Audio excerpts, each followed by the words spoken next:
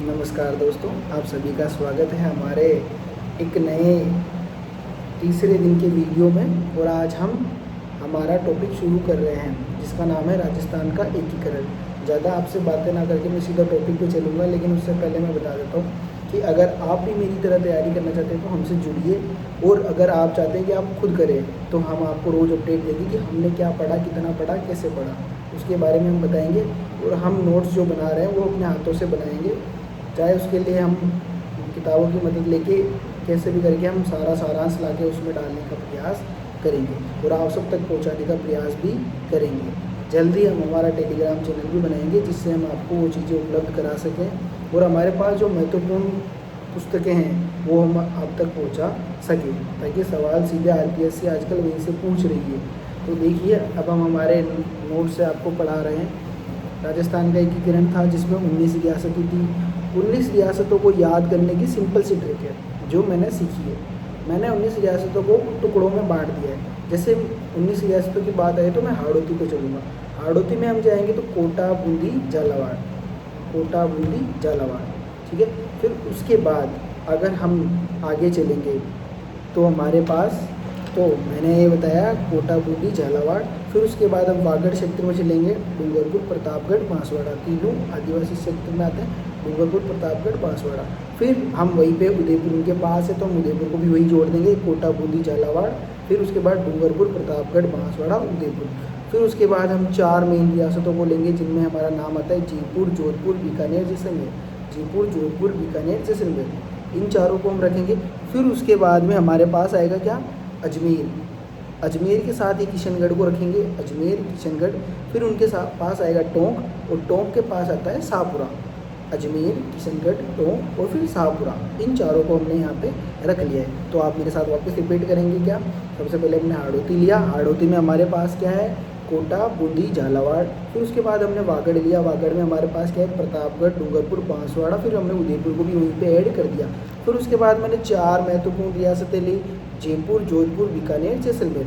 फिर उसके बाद मैंने अजमेर लिया। फिर अजमेर में मैं अजमेर के साथ किशनगढ़ को रखता हूँ क्योंकि किशनगढ़ वहीं पे है।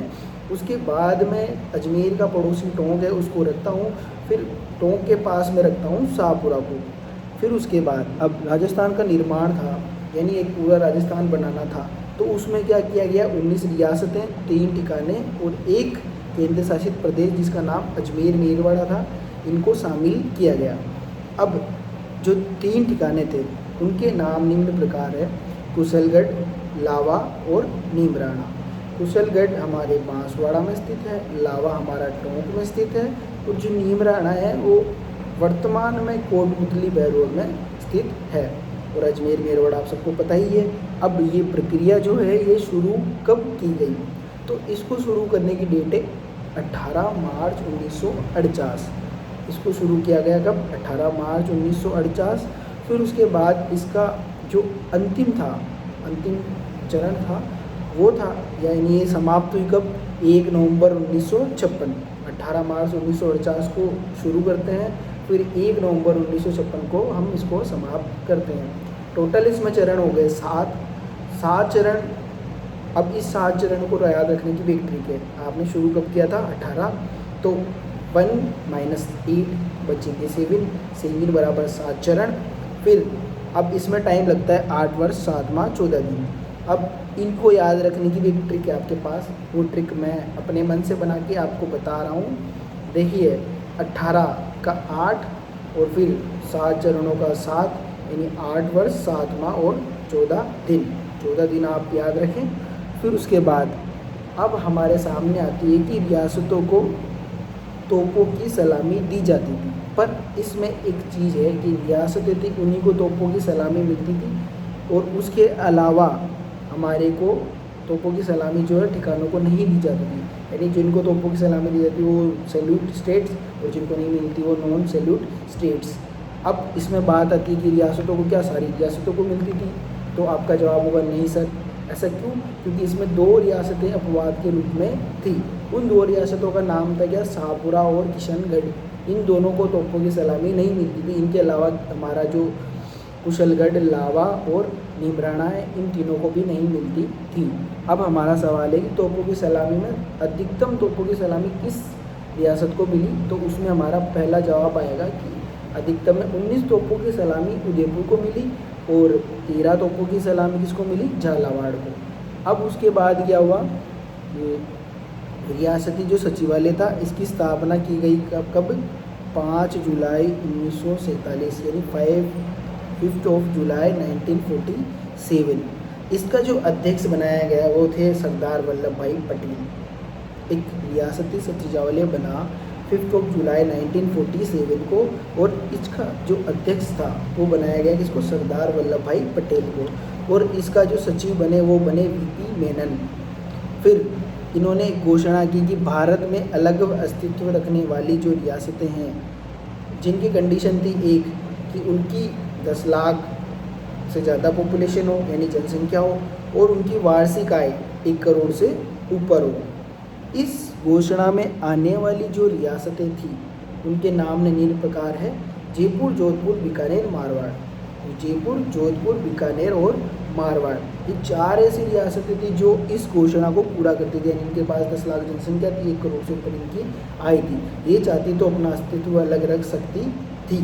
फिर उसके बाद क्या हुआ, वीडियो लंबी ना हो इसलिए मैं जल्दी ट्राई कर रहा हूँ ताकि आप भी मेरे साथ याद करें और मैं भी आपके साथ याद करूँ, ताकि आप और मैं दोनों एग्ज़ाम में बैठे तो हम सबका सिलेक्शन हो।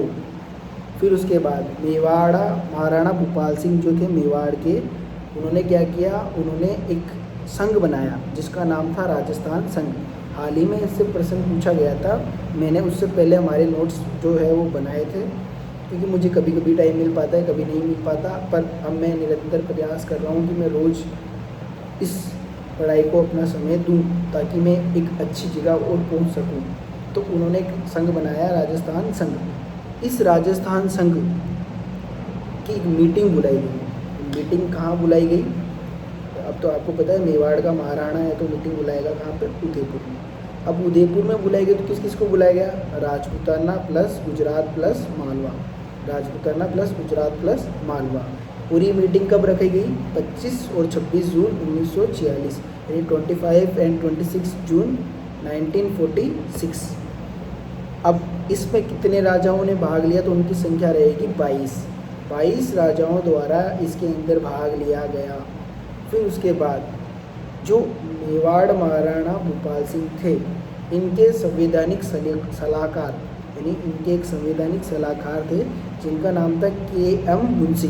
अब के.एम. मुंशी का पूरा नाम क्या है आप मुझे कमेंट बॉक्स में ज़रूर बताएं, मैं जानना चाहूँगा कि आपको ये आता है या नहीं आता।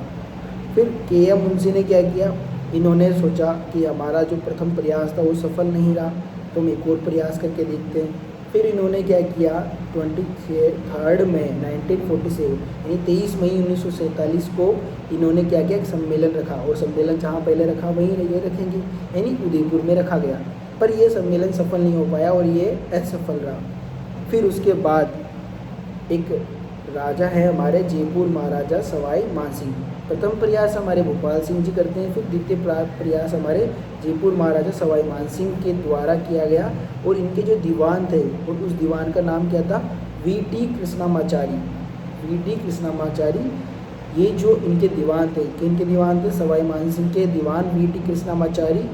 इन्होंने भी एक सम्मेलन बुलाया परंतु ये भी क्या रहा, एक असफल रहा, ये भी सक्सेसफुल नहीं हो पाया। देन इसके बाद कोटा महाराव भीम सिंह थे जिन्होंने क्या किया, कोटा, बूंदी और झालावाड़ को मिलकर क्या किया, मिलके एक हाड़ौती संघ बनाने का फैसला किया कि हम भी हमारा हाड़ौती संघ बनाएंगे। फिर ये भी असफल रहा। फिर इसी टाइप से डूंगरपुर के महाराज लक्ष्मण सिंह ये भी क्या करते हैं, ये भी बोलते हैं कि हम भी वागड़ बनाएंगे, पर ये भी असफल। फिर उसके बाद क्या हुआ, माफ़ करना दोस्तों थोड़ा सा ब्रेक ले लिया था। फिर उसके बाद 5 जुलाई 1947 यानी 5 जुलाई 1947 उस टाइम पे सरदार पटेल ने 15 अगस्त 1947 यानी 15 अगस्त 1947 से पहले शामिल होने की बात बोल दी कि आपको 15 अगस्त 1947 से पहले हमारे साथ विलय करना पड़ेगा।